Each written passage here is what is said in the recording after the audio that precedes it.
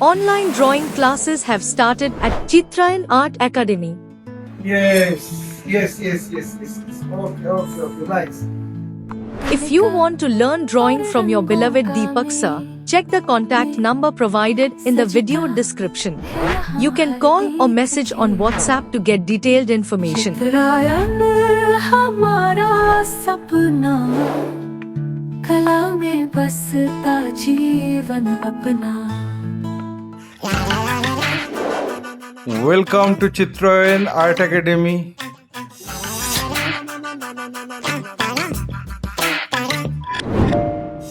I have drawn the sketch in my previous episode. Today I am going to color it with watercolor.